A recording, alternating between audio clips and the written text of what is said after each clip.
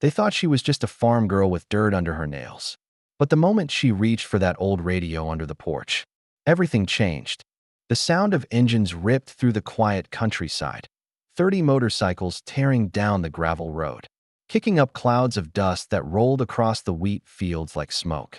At the edge of that storm stood Claire Dalton, alone, one hand on the wooden fence, the other trembling ever so slightly. Before I tell you what happened next, tell me in the comments where you're watching from. I love knowing who's listening. The rumble grew closer, louder, until the earth itself seemed to pulse beneath her boots. Claire's farm had always been a place of peace. Acres of sunlit crops, a barn that smelled of hay and oil, the steady hum of crickets at dusk. But that morning, peace was replaced by fear. The first bike skidded to a stop just feet away from her. Its rider, a man with a jagged scar down his cheek, pulling off his helmet and spitting to the side. "Nice place you got here," he sneered. "Shame if something happened to it." Claire said nothing. Her throat was dry, but her eyes, sharp, steady, unflinching, never left his. They had come looking for her brother, Liam.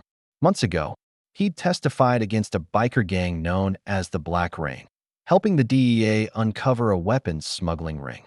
The gang had vowed revenge, and when they couldn't find Liam, they came for the one person he loved most, his sister. The scarred man took a step closer. "You tell your brother the rain doesn't forget," he hissed. Then he grabbed her wrist, twisting it just enough to make her wince. That was when Claire made her first decision, not out of panic, but memory. Because years ago, before this quiet life, before the farm, Claire wasn't just anyone. She had worked as a field nurse for a classified unit, Delta Force. And those 6 operators she had once saved in a sandstorm in Syria, they never forgot her name.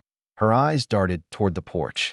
Beneath the old radio was a hidden transmitter, a relic she swore she'd never use again. But now, as the bikers circled, jeering, tossing beer cans into her yard, her hand found it. She pressed the code, 3 short, 1 long, 2 short. Then, the silence. No response. Not yet.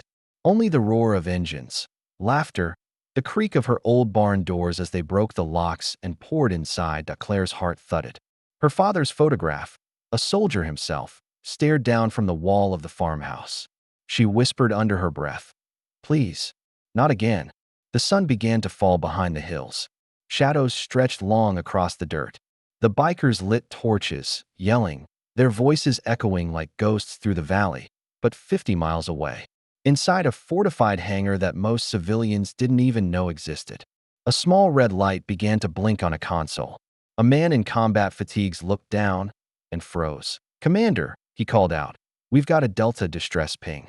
Code name, Nightingale." The commander looked up sharply. "That's Claire Dalton." He didn't hesitate. "Get the team." Within minutes, 6 men geared up, faces grim, eyes locked. They weren't just soldiers. They were brothers who owed their lives to her. Each one had a scar, a memory, or a story tied to that woman on the farm. Back at the Dalton homestead, things were getting worse. The bikers had forced open the barn and found her horses, terrified and thrashing. One man laughed as he poured oil near the hay. Claire stepped forward, voice breaking. "Please, don't do this." The scarred leader turned, torch in hand. "Then give us your brother's location." Claire shook her head. "I don't know where he is." "Wrong answer," he said, and threw the torch. The flame caught instantly, roaring to life, consuming the dry hay like paper. Claire ran, coughing, dragging open the stall gates to free the animals. Her arms burned as she pulled at the ropes, her lungs choking on smoke. Outside, the gang hooped and shouted, engines revving like wild beasts. But somewhere above, a faint thumping began, rhythmic, growing louder. At first, no one noticed. Then, one of the bikers looked up. His beer can fell from his hand. A helicopter broke through the dusk, rotors chopping the smoky air. Behind it, 2 black SUVs tore down the dirt road, dust clouds rising like thunder. The bikers froze. The helicopter hovered low, wind whipping through the field. And through that chaos stepped 6 figures, black uniforms, night goggles glinting. Delta Force. Claire fell to her knees, coughing, as one of them approached and lifted her up. She recognized the voice immediately. "Claire, you didn't really think we'd forget you, did you?"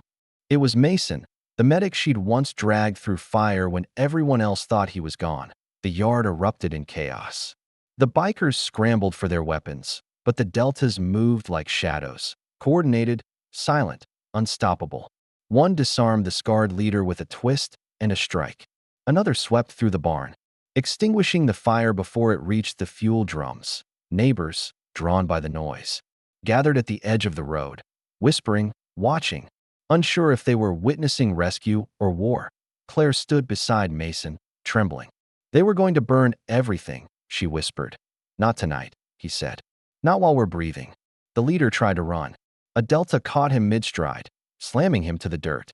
His torch rolled to a stop near Claire's feet. She stared at it, then ground it into the mud with her boot. When the sheriff's convoy finally arrived, the scene was over. The bikers were cuffed, weapons seized, the barn still standing. The Delta team stood quietly at the edge of the property, ready to vanish the way they always did. Unseen, unthanked. Claire turned to them. "I didn't think you'd come." Mason smiled faintly. "You saved 6 of us once. You think we'd forget one of our own?" For the first time in hours, Claire let herself breathe. The night was still, the kind of stillness that comes after the storm, heavy but peaceful. She looked at the burned patches of hay, the broken fence, and the glowing horizon. Somehow, despite everything, it still felt like home. As the helicopter lifted off, its lights faded into the stars. The neighbors approached quietly, offering blankets, words of comfort. An old farmer muttered, "Never thought I'd see soldiers out here again." Claire smiled faintly. Sometimes they show up where they're needed most. Later, as she sat on the porch steps, dawn beginning to rise over the wheat fields, she could still hear the faint echo of rotor blades.